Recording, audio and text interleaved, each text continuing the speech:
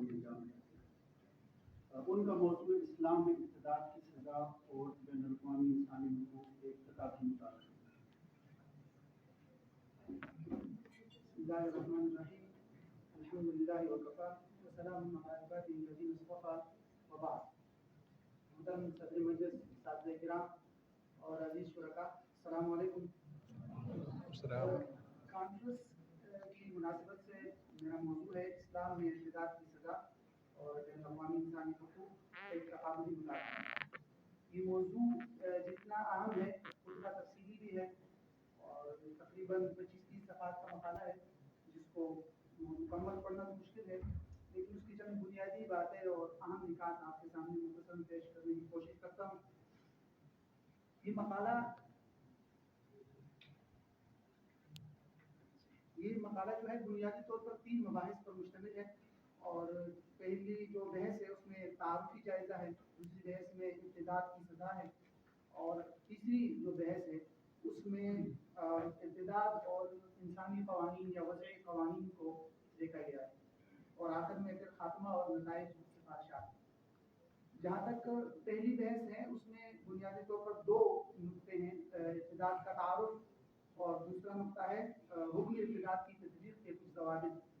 ارتداد یا ردت عربی زبان کا لفظ ہے اور یہ لغوی معنی اس کے آتے ہیں لوٹنا، اور عام اصطلاح میں اس کا مطلب ہوتا ہے کہ کوئی بھی شخص اپنے اختیار سے، کوئی مسلمان شخص اپنے اختیار سے دائرہ اسلام سے نکل جائے، کسی عقیدے کی بنیاد پر ہو، کسی کفری عقیدے کی بنیاد پر ہو یا کسی کفری قول کی بنیاد پر، لیکن اپنے اختیار سے دائرہ اسلام کو چھوڑ کر جائے گا تو اس کو مرتد کہتا ہے اور اس کے اس فعل کو ردت یا ارتداد کہتے ہیں.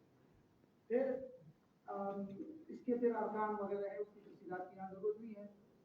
اس کے حکم کی جو تطبیقی ضوابط ہے یہ ایک اہم بحث ہے. فقہاء نے، اہل علم نے ارتداد کے حکم کی بہت زیادہ تفصیلات بیان کی ہے اور جن کو ایک تھیسس میں بھی جمع کرنا مشکل ہے، تو ان تفصیلات کو 5 ضوابط میں جمع کرنے کی کوشش کی گئی ہے، مختصر ضوابط میں، تاکہ اگر ان ضوابط کو انسان ذہن میں رکھے تو ساری تفصیلات جو ہے وہ ذہن میں آ جائے. مثلا پہلا ضابطہ یہ ہے کہ الردۃ تقع من المسلم المکلف شرعا مع انتفاء المانع. اس میں بنیادی طور پر مطلب اس کا یہ ہوتا ہے کہ ارتداد اس شخص کی طرف سے ہو سکتا ہے جو مسلمان ہو، شرعا مکلف ہو، اور وہاں کی رکاوٹیں بھی موجود نہ ہو ارتداد کے حوالے سے. تو اس میں اہل علم نے جو تفصیلات بیان کی ہیں، شروط اور انتفاع موانع، ان کو اس میں جمع کرنے کی کوشش کی گئی ہے. مثلا اسلام، مسلمان ہونا اس کے لیے ایک شرط ہے، عقل شرط ہے، بلوغت شرط ہے، اس طرح اختیار یہ شرط ہے. تو ان تمام تفصیلات کو اضافے میں لایا گیا. اسی طرح موانع اور رکاوٹیں ہیں کہ اکراہ نہ ہو، اور اسی طرح جبر و اکراہ، اور یہ تفصیلات جو ہے اس کی مقالے کے اندر موجود ہے. خطا ہے، جہل ہے، تعویل ہے وغیرہ، تو اس کی تفصیلات کی یہاں ضرورت نہیں ہے. دوسرا جو بنیادی ضابطہ ہے وہ یہ ہے کہ ارتداد کا ثبوت شرعی طریقے سے ہو، اقرار یا گواہی. پھر تیسرا ضابطہ یہ ہے کہ کیا مرتد کو مہلت دی جائے گی کہ وہ سوچے اور اس کے بعد اگر توبہ کرے تو کر سکے. اہل علم کی اس میں تفصیلات ہیں، لیکن خلاصہ اس کا یہی ہے کہ اس کو مہلت دی جاتی ہے اور 3 دفعہ اس کو مہلت دی جائے، اور اس کے بعد اگر وہ توبہ کرتے تو ٹھیک، ورنہ تو اس پر ارتداد کا حکم جو ہے وہ اطلاع ہوتا ہے. اسی طرح پھر اگلا ضابطہ یہ ہے کہ ارتداد جو ہے وہ یقینی ہو اور اس پر کوئی شرعی دلیل بھی موجود ہو. محض وہم، خیال، شک کی بنیاد پر آپ کسی پر ارتداد کا حکم جو ہے وہ نہیں لگا سکتے. یہ بھی اس کی تفصیلات موجود ہیں. پھر اس طرح اگلا ضابطہ ہے کہ کوئی شخص سے اگر اس طرح ارتداد سرزد ہو جائے تو بھی ایسا شخص جو ہے اس پر ہر شخص کو یہ اختیار نہیں کہ اس کو سزا دے، حکومت کے سامنے اس کو پیش کرنا ضروری ہے. بہرحال یہ کچھ ضوابط تھے. اگلی جو بحث ہے وہ ارتداد کی سزا اور اثرات سے متعلق ہے. 2 باتیں ہیں اس میں: ارتداد کی سزا اور پھر اس کے اثرات. سزا 2 قسم کی ہے، اخروی سزا ہے، دنیوی سزا ہے.